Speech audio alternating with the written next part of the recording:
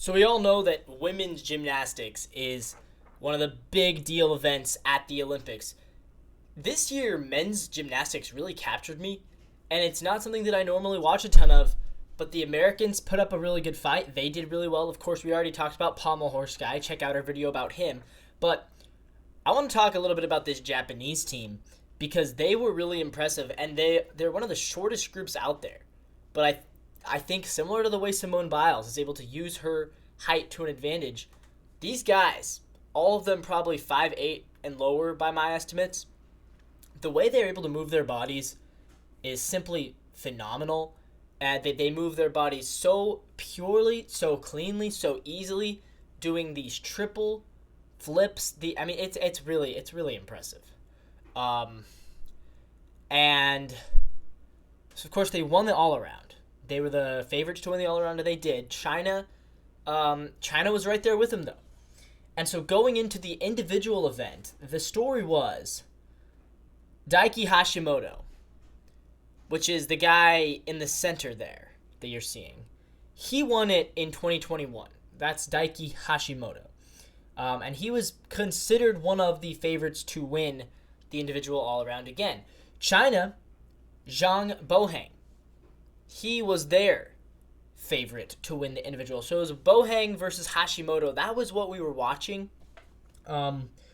With Paul Judah of the United States as an outside contender, potentially to win a bronze, or potentially a Zhao Ruteng, potentially to win a bronze. We also had Ukraine's Oleg Vernayev, who was in the contention to win a bronze medal. So that was kind of where things stood going into it.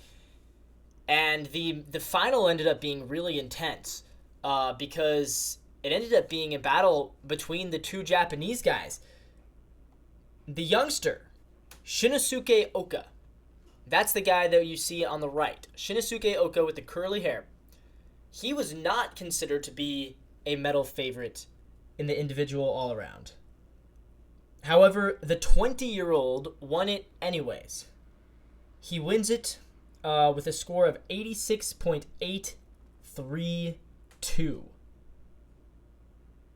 86.832. Zhang Boheng from China, the guy who was the other medal favorite, he finishes with a silver. And China actually silver and bronzed.